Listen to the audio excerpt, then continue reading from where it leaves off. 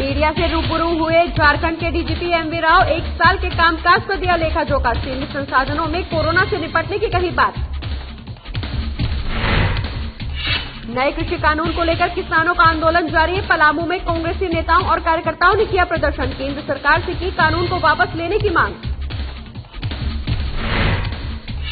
नए साल पर स्वास्थ्य विभाग ने डॉक्टरों को सौंपा तोहफा। कुल 367 डॉक्टरों को नियुक्ति पत्र किया प्रदान। स्वास्थ्य विभाग की पहल से डॉक्टरों में खुशी। अपने कर्तव्य का निष्ठा से पालन करने की कही बात।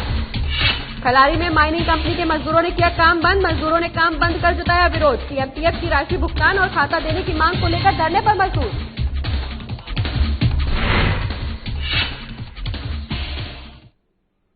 नमस्कार, साधना प्लस न्यूज पर झारखंड एक्सप्रेस देख रहे हैं आप। मैं हूं आपके साथ प्रगति चतुर्वेदी। खबरों की शुरुआत करेंगे जहां झारखंड पुलिस ने नए साल में पुलिस कर्मियों को तोहफा दिया है। नए साल में 1 जनवरी से झारखंड के सभी थानों में पदस्थापित पुलिस कर्मियों को सप्ताह में 1 दिन की छुट्टी मिलेगी। वहीं इस संबंध में सभी जिले के एसएसपी, एसपी को जल्द पुलिस मुख्यालय के द्वारा आदेश जारी किया गया है।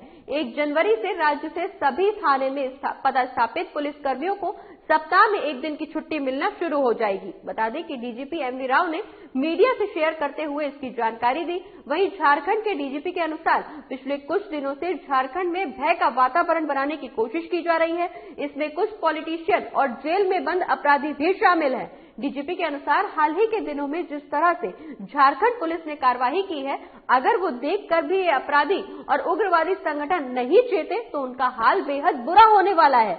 डीजीपी ने धमकी भरे लहजे में आगजनी करने वाले गिरोह को चेतावनी देते हुए कहा कि अगर ये सोच रहे हैं कि उनके पीछे खड़े सफेद पोश लोग उन्हें बचा लेंगे तो वो गलतफहमी में हैं। गौरतलब है कि 1 सप्ताह के अंदर ही झारखंड पुलिस ने 15 लाख के इनामी उग्रवादी कमांडर जिदन गुड़िया और 2 लाख के इनामी पुनई को एनकाउंटर में मार गिराया। वहीं पुलिस महानिदेशक ने झारखंड पुलिस की उपलब्धियां गिनाते हुए कहा कि साल 2020 में झारखंड पुलिस ने नक्सलियों के खिलाफ कई बड़ी कार्रवाई की है। इसमें कई इनामी नक्सली मारे गए तो कई को पुलिस सलाखों के पीछे पहुंचाने में कामयाब रही। वहीं कई ने पुलिस के आगे हथियार डाल दिए। लेकिन इन सबके बीच झारखंड के तमाम उग्रवादी संगठन अपराधियों से मिलकर लेवी वसूलने के लिए आगजनी की वारदातों को अंजाम दे रहे हैं। अब झारखंड के डीजीपी ने ऐसे गिरोह को नेस्तानबूद करने के लिए तैयारियां शुरू कर दी हैं। इतना समाज सुरक्षित है नहीं है। कब क्या हुआ ये आज लोग जन्म नहीं लिया है। ये समाज पहले भी था। सब लोग सब कुछ देख रहा है। Let people decide, you decide we have done what we could do. आने वाला दिनों में और बेहतर काम होगी। बहुत सारे चीज some things are best left unsaid. That everybody introspect ये कब क्या हुआ।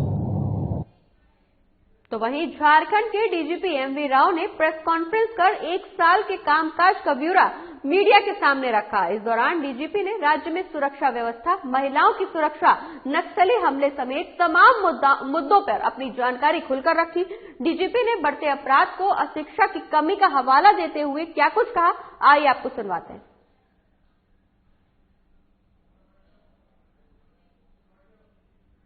कोरोना वायरस संक्रमण को लेकर तरह तरह की अफवाहें थी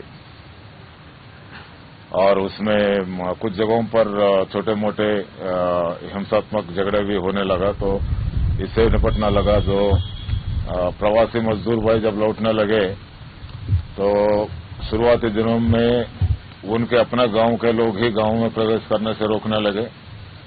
तो वहां पर फिर कुछ टेंशन के वातावरण बनता था और वहां पर तुरंत कार्रवाई करना पड़ता। ये सारे स्थितियों से हम लोग काफी कठिन परिश्रम से कम असुविधा जनता को असुविधा के साथ हम लोग इसको इम्प्लीमेंट करा पाए। साथ साथ राज्य सरकार द्वारा दी गई एनकरेजमेंट और मटेरियल की यूज करके जितना हम लोगों का थाने हैं वहां पर एक सामुदायिक रसोईया चला के करीब 40 लाख भोजन हम लोग ये कोरोना के लॉकडाउन के दौरान जरूरतमंदों को उपलब्ध कराए। और इस तरह से एक चैलेंजिंग सिचुएशन को जनता के साथ एक अच्छा संबंध बनाना, पुलिस का एक नया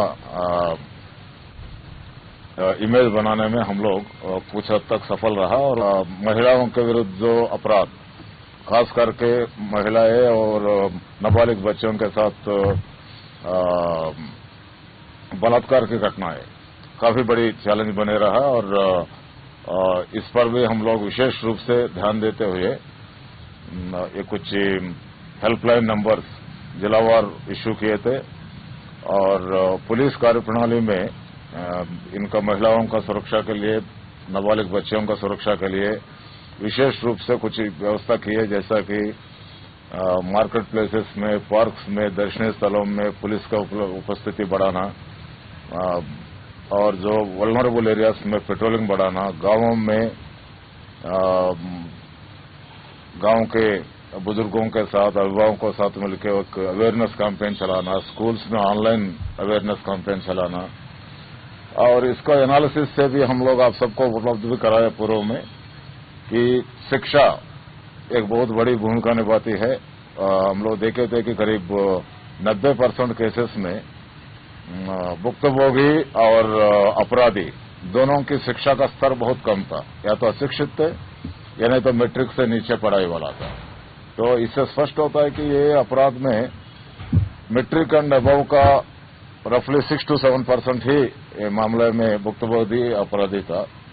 तो अशिक्षा एक बहुत बड़ी कारण बनती है महिलाओं के विरुद्ध करने वाले अपराधों का। तो शिक्षा का स्तर बढ़ाना और अवेयरनेस बढ़ाना जरूरी है। और ये लगातार ये अभियान जारी रहेगा।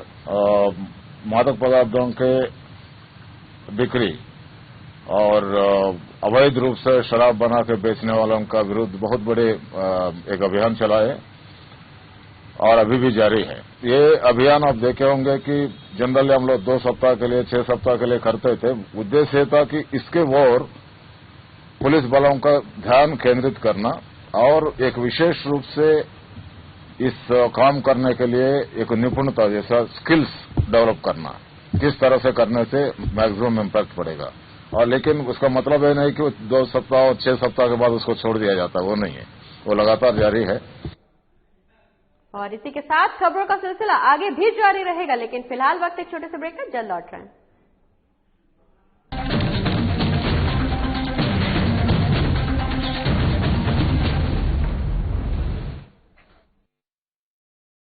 मैं हेमंत सोरेन सत्यनिष्ठा से प्रतिज्ञान करता हूं कि मैं विधि द्वारा स्थापित भारत के संविधान के प्रति सच्ची श्रद्धा और निष्ठा रखूंगा।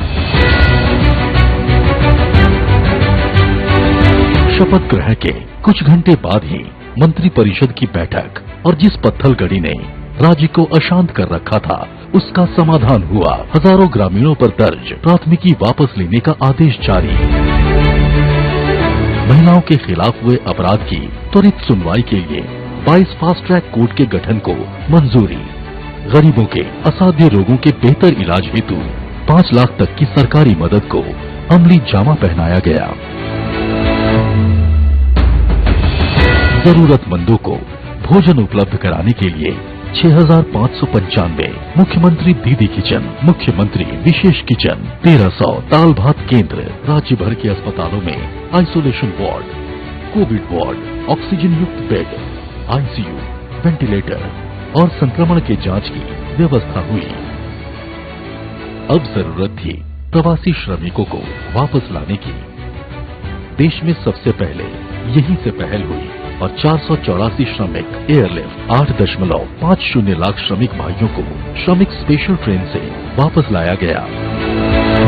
25 करोड़ मानव दिवस का सृजन एवं 20,000 करोड़ पारिश्रमिक देने के लक्ष्य के साथ योजना लागू की गई। श्रमिकों की मेहनत को सम्मान प्राप्ति के लिए बीआरओ से एमओयू हुआ और देश की सीमा पर सड़क निर्माण में संलग्न हुए। झारखंड की भावना को प्रतिबिंबित करने वाले राज्य के नए प्रतीक चिन्ह का अनावरण हुआ। महिला सशक्तिकरण की दिशा में फूलो झानो आशीर्वाद योजना के जरिए शराब हड़िया के निर्माण और बिक्री में शामिल महिलाएं अपने जीवन में बदलाव की प्रेरक कहानियां कर रही हैं। 26,000 सखी मंडल की बहनों को बैंक लिंकेज के माध्यम से 370 करोड़ एवं 111 कुशल नर्स को देश के बड़े अस्पतालों में नियुक्त किया गया। इस कड़ी को और सशक्त करते हुए 22 युवतियों को कपड़ा उद्योग में नौकरी दी गई। खेल के क्षेत्र में विश्व भर में परचम लहराने वाले झारखंड को 20 साल बाद 24 जिला खेल पदाधिकारी मिले, उनकी नियुक्ति सुनिश्चित हुई। इस तरह झारखंड अपने सीमित संसाधनों के साथ विकास के सभी सोपान तय कर रहा है ताकि राज्य की समृद्धि एवं समावेशी विकास की परिकल्पना को साकार किया जा सके।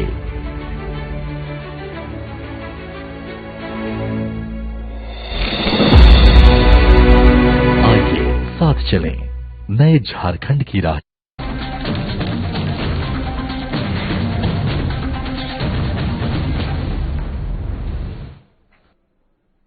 और ब्रेक के बाद खबरों में आगे बढ़ेंगे, जहां झारखंड में साल के आखिरी दिनों में स्वास्थ्य विभाग ने कुल 367 डॉक्टरों को नियुक्ति पत्र प्रदान किया है। इसमें 280 डॉक्टर जेपीएससी के द्वारा चयनित किए गए हैं, जबकि 87 डॉक्टरों को एनएचएम ने अनुबंध कर नियुक्त किया है। आपको बता दें कि इस बारे में जानकारी देते हुए विभागीय मंत्री बन्ना गुप्ता ने कहा कि नए डॉक्टरों से सरकार को काफी उम्मीदें हैं। कोरोना काल में सरकारी व्यवस्था के तहत की महामारी को मौत दी गई है। उन्होंने उम्मीद जताई है कि जिन डॉक्टरों को नियुक्त किया गया है वो पूरी ईमानदारी और निष्ठा के साथ अपने दायित्व का निर्वहन करेंगे। कार्यक्रम में बोलते हुए विभाग के प्रधान सचिव नितिन मदन कुलकर्णी ने कहा कि आमतौर पर लोग सरकारी सेवा में इस वजह से आते हैं जिससे उन्हें काम नहीं करना पड़े। पुरुष इस वजह से सरकारी नौकरी करते हैं कि ताकि उन्हें दहेज ज्यादा मिले। नियुक्त डॉक्टरों ने सरकार के प्रति आभार व्यक्त करते हुए कहा कि वो विभाग की उम्मीदों पर खरे उतरेंगे और जो भी जिम्मेदारी उन्हें मिली है उसका पूरा निर्वहन करेंगे।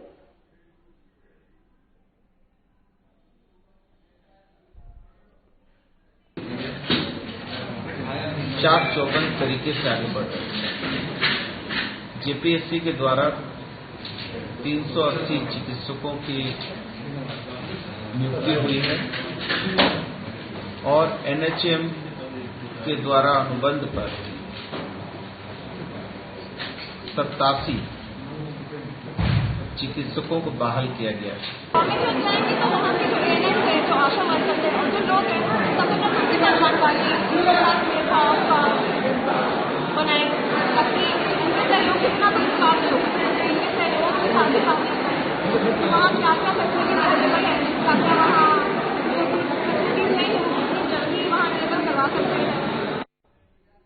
और केंद्र सरकार द्वारा लाए गए कृषि कानून के विरोध में आज पलामू कांग्रेस ने पलामू कलेक्ट्रेट ऑफिस के सामने 1 दिवसीय धरना दिया। वहीं धरने के दौरान नरेंद्र मोदी मुर्दाबाद कृषि बिल वापस करो के नारे कांग्रेसी कार्यकर्ताओं ने लगाए। बता दें कि धरने की अध्यक्षता पलामू जिला अध्यक्ष बिट्टू पाठक ने की। वहीं धरने के अंत में 5 सूत्रीय मांग पत्र राष्ट्रीय के नाम आयुक्त को ज्ञापन सौंपा गया। मौके पर मीडिया को संबोधित करते हुए जिला अध्यक्ष बिट्टू पाठक ने कहा कि केंद्र को कृषि बिल हर हाल में वापस लेना होगा। जब तक वापस नहीं हो जाता तब तक कांग्रेस का आंदोलन जारी रहेगा।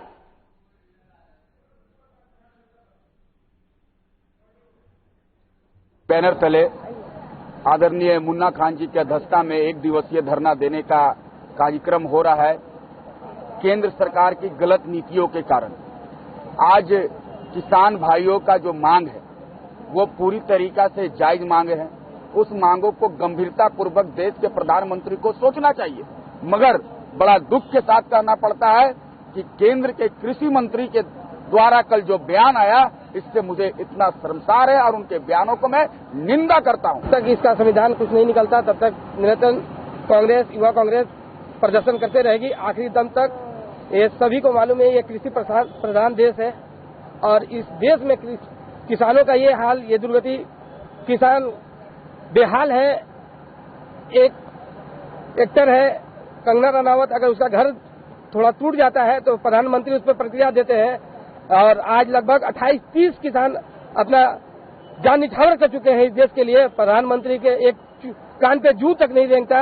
इसकी मैं कड़ी निंदा करता हूं और राष्ट्रपति को मैं ये ज्ञापन दूंगा और जब तक ये किसान बिल वापस नहीं होगी कांग्रेस हर दम पे किसान के साथ है, किसान के साथ खड़ी रहेगी। तो वहीं झारखंड में हेमंत सरकार की 1 साल की नाकामी को लेकर बीजेपी ने आरोप पत्र जारी किया है, जिसमें विधायक नारायण दास ने कहा कि सरकार 1 साल तक कोरोना और खजाना खाली का रोना रोती रही, तब जाकर 1 साल की उपलब्धि जनता के पास क्या रख रहे हैं। विधायक ने कहा हेमंत सरकार 1 साल में सिर्फ ट्रांसफर पोस्टिंग का उद्योग लगाया है, जिसमें जनता बेहाल है और मंत्री मालामाल हो गए हैं।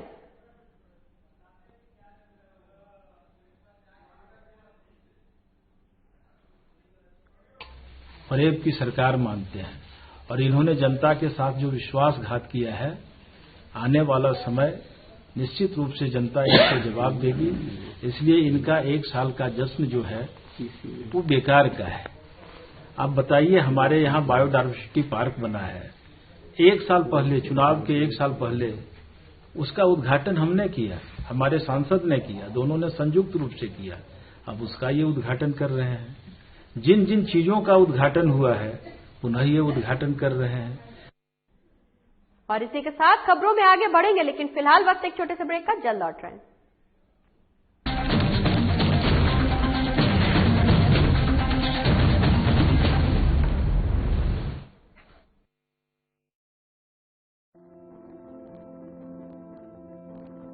कोरोना का संकट अभी टला नहीं है, इसलिए लापरवाही बिल्कुल नहीं। जब भी घर से बाहर निकलें, मास्क जरूर लगाएं। दूसरी बात, एक दूसरे से कम 2 गज की दूरी बनाएं। और तीसरा, अपने हाथों को साबुन से अच्छी तरह बार बार धोएं।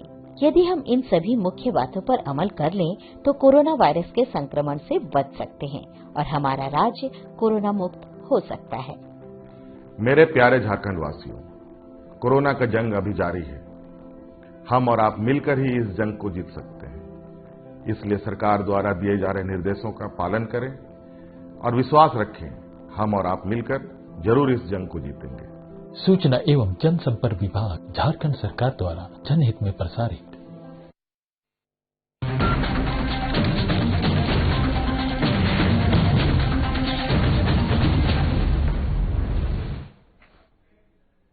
और ब्रेक के बाद एक बार फिर से स्वागत है आपका। खबरों में अब बात करेंगे सिमडेगा की, जहां उपायुक्त ने मासिक प्रेस कॉन्फ्रेंस की। आपको बता दें कि इस दौरान उपायुक्त सुशांत गौरव ने मासिक प्रेस कॉन्फ्रेंस आयोजित करते हुए जिले में दिसंबर महीने में किए गए उपलब्धियों की जानकारी दी। उन्होंने बताया कि सिमडेगा जिले में अब तक SCA योजना के तहत जिले में काफी संख्या में योजनाओं का चयन किया गया है, जिसके माध्यम से जिले में विकास का कार्य चल रहे हैं। वहीं इंडोर स्टेडियम और आउटडोर स्टेडियम के लिए स्थलीय चयन किया गया है, जहां पर खेल के कई प्रकार की व्यवस्था की जाएगी, जिससे खिलाड़ी यहां खेलकर आगे बढ़ सकेंगे। वहीं राशन कार्ड की बात करें तो 1148 में 521 राशन कार्ड भी बांटे गए हैं। इसके अलावा जिले में 18,000 नए राशन कार्ड का वितरण जल्द ही किया जाएगा। वहीं धान अधिप्राप्ति में किसानों ने अब तक 9,590 आवेदन दिए हैं, जिसमें 2,870 लोगों को निबंधन कर दिया गया है।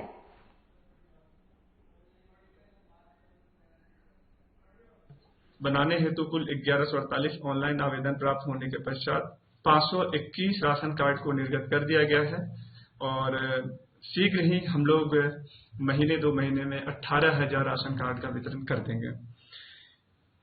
9,590 धान अधिप्राप्ति हेतु आवेदन प्राप्त हो चुका है, जिसमें से 2877 किसानों का पंजीकरण कर लिया गया है। ध्यान रहे कि सरकार के द्वारा हमारे यहाँ करीब 2,200 सिर्फ किसानों का निबंधन का था, लेकिन उसके बावजूद हम लोगों ने कोशिश किया कि अधिक से अधिक संख्या में, चाहे सीमांत या लघु कृषक ही क्यों न हो, उनको भी हम लोग इस चीज में जोड़ेंगे। और लातेहार में टाना भगत विकास प्राधिकार के द्वारा जिले में रह रहे टाना भगत को इच्छा के अनुसार कृषि यंत्र राष्ट्रीय खाद्य सुरक्षा मिशन के तहत DBT योजना के द्वारा वितरण किया गया। अपर समाहर्ता ने कहा कि सरकार की ये महत्वपूर्ण योजना है जो टाना भगतों को दी जा रही है। बता दें कि सरकार का उद्देश्य है कि कृषि कार्य को बढ़ावा देना।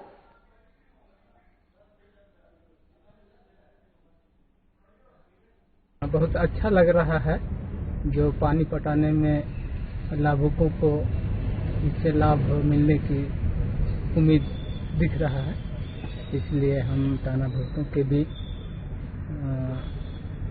मशीन और विद्युती का है मोटर और स्प्रे, ये सब टाना भुगतों के बीच सरकार द्वारा दी जा रही है। और अगली खबर हजारीबाग से है, जहां हॉली क्रॉस कृषि विज्ञान केंद्र द्वारा आज प्रेस कॉन्फ्रेंस की गई। वहीं पत्रकार वार्ता में किसानों के हित के बारे में बातें की गई, साथ ही खेती और पैदावार को लेकर विशेष चर्चा की गई, जिससे किसानों को फायदा हो पाएगा। क्या कुछ करें आज हम लोग हॉली क्रॉस कृषि विज्ञान केंद्र में हमारे जितने भी सभी हमारे मीडिया बंधु, चाहे वो हमारे इलेक्ट्रॉनिक मीडिया, प्रेस मीडिया से जो लोग आए हैं, ऐसे तो हमारा जो नया साल अभी आने वाला है उससे संबंधित हमें आप लोगों के साथ बैठना था और आपके साथ सम्मान करना था। लेकिन ये है कि साथ साथ हम लोग कुछ बात भी कर रहे थे, जैसे कि इस समय हमारे राज्य की, चाहे हमारे जिले की, या इवन मैं कहूंगा कि हमारे अगर कंट्री की भी बात आती है, या हमारे जैसे किसानों की मुख्य समस्या आ रही है कि उनको जो है चीजों के दाम ठीक से नहीं मिल पाते हैं, और जब वो उत्पादन करते हैं तो उनकी क्वालिटी ठीक नहीं होती है। तो हम उन दोनों ही चीजों पे काम करना चाह रहे हैं। एक तो हम लोग उनकी क्वालिटी खेतों में कैसे बढ़े और उसमें किस तरीके से संतुलित उर्वरकों का और खादों का उपयोग हो, साथ ही वो लोग मार्केट से कैसे लिंक करें, और तीसरी बात जो है उन लोगों का जो है उद्यम स्थापित करना और कृषि को एक संगठित क्षेत्र के रूप में विकसित करना, जिसमें कि हमारे किसान उत्पादक समूह या फिर और अन्य प्रकार के समूह बना के और उन्हें कंपनी एक्ट के तहत रजिस्टर कराना, जो कि हमारे भारत सरकार का ये भी है। तो इस तरीके से हमारा जो है आज आप लोगों के साथ बैठने का जो मुख्य उद्देश्य था वो ये था कि जो भी हमारा हॉली क्रॉस कृषि विज्ञान केंद्र तकनीकी के क्षेत्र में जो भी कार्य कर रहा है वो आप लोगों के द्वारा।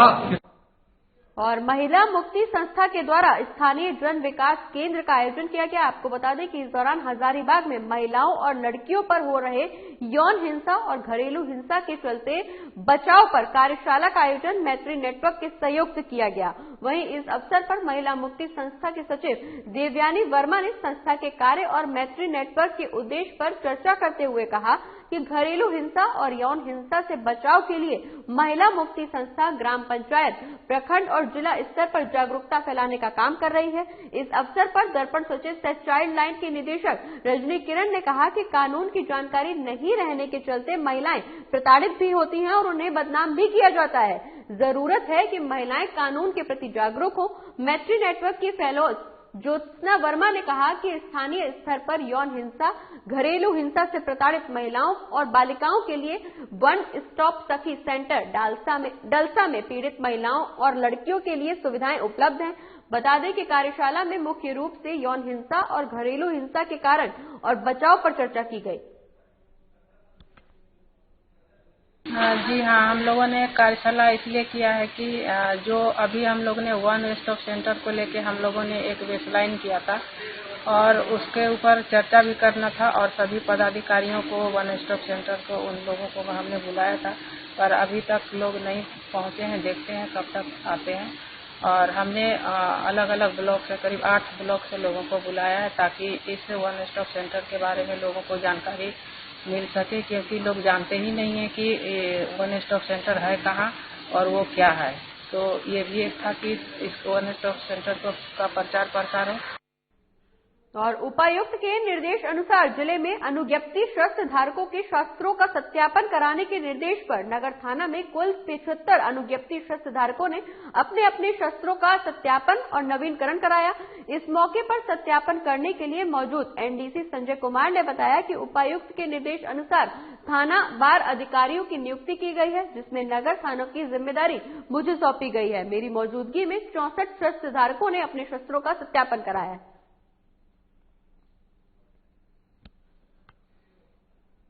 में आलोक में ये 2 दिनों के लिए भौतिक सत्यापन जो है नगर थाना के लिए निर्धारित किया गया था, जिसमें कि 28 तारीख और 30 तारीख अंतिम तिथि निर्धारित किया गया। तो नगर थाना के लिए 75 शस्त्रधारियों का जो है आज यहाँ सत्यापन करने के लिए मैं उपस्थित हुआ यहाँ। अभी तक मेरे द्वारा जो है 64 शस्त्र का जो है सत्यापन जो है भौतिक सत्यापन किया गया है। और पेपरवार क्षेत्र में आउटसोर्सिंग का काम करने वाली सैनिक माइनिंग कंपनी के मजदूरों ने काम बंद कर दिया है। आपको बता दें कि सीएमपीएफ की राशि भुगतान और खाता देने की मांग को लेकर बुधवार की सुबह से ही काम को बंद कर दिया गया। वहीं काम बंद करने के बाद सभी मजदूर पिपरवार महाप्रबंधक कार्यालय के सामने धरने पर बैठ गए। मजदूरों का कहना है कि कई सालों से वो लोग कंपनी में काम कर रहे हैं, लेकिन अभी तक उनका सीएमपीएफ का खाता अपडेट नहीं किया गया है। वहीं काम बंद होने के बाद प्रबंधन मजदूरों से बात करने की कोशिश में जुटा हुआ है। सालों से ठगा जा रहा है हमारे मजदूरों को। क्या मांग क्या है? मांग है सीएमपीएफ हम लोग को चाहिए। हमारे मजदूर जो मांग कर रहे हैं एकदम जेन्युइन मांग है। और इन लोग का और भी मुद्दा है जिसमें कि हम लोग जीएम साहब से बैठ के बात करना चाहते हैं। हम लोग को जीएम साहब आए, यहाँ पे बात करें हमारे मजदूर से। अगर हम लोग संतुष्ट होंगे तो हम लोग वापस काम में चले जाएंगे, और नहीं तो फिर यहीं पे धरना पे बैठेंगे हम लोग। और साथ में जो सैनिक कंपनी हमारे मजदूरों के साथ गलत कर रही है, रोज दिन माने कि सैकड़ों मजदूर को निकाल दिया जा रहा है, और ये बोल रहे हैं कि 15 दिन काम देंगे, 15 दिन बैठा देंगे। और निरसा में ट्रेन के सामने कूदकर एक युवती ने आत्महत्या कर ली। बता दें कि कुमार दुबी रेलवे डाउन पोल संख्या 231 के पास पूर्वा एक्सप्रेस ट्रेन के सामने आकर एक युवती ने आत्महत्या कर अपनी जीवन लीला समाप्त कर ली। वहीं घटना के संबंध में बताया जा रहा है कि युवती कुछ दिन पहले ही मधुपुर से अपने चाचा राजेश कुमार रवानी के घर चिरकुंडा सोना डंगाल आई थी। युवती के चाचा ने बताया कि मेरी भतीजी खुशबू की दिमागी हालत ठीक नहीं थी, वो घर से बिना किसी को बताए, बिना कुछ कहे निकल गई और ये घटना घट गई। वहीं घटना की सूचना मिलते ही कुमार दुबी स्टेशन मास्टर और आरपीएफ की टीम युवती के शव को पोस्टमार्टम के लिए प्रक्रिया शुरू कर दी गई है।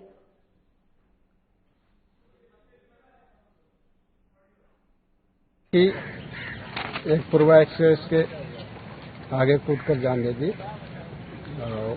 उसका बगल में मिला मोबाइल पर कॉल आया तो पता चला कि ये खुशबू कुमारी रंगासराय मधुपुर के रहने वाली है। ये अपने चाचा के घर चिरकुंडा आई थी और इसके चाचा का बयान है कि दिमागी हालत ठीक नहीं था, इसलिए यहाँ लाए थे कि अच्छा से कुछ दिन रहेगी। ये सुबह करीब 10 बजे घर से निकली, दवा लेने जा रहे हैं कहकर, और ये पूर्वा एक्सप्रेस के आगे कूद गई। मेरा भतीजी थी, वो आए थे, हम थोड़ा दिमाग नहीं ठीक था उसका, उसी कारण से 3 दिन पहले लाए थे हम यहाँ पर। और इसी के साथ इस बुलेटिन में फिलहाल इतना ही। आप देखते रहिए झारखंड एक्सप्रेस। नमस्कार।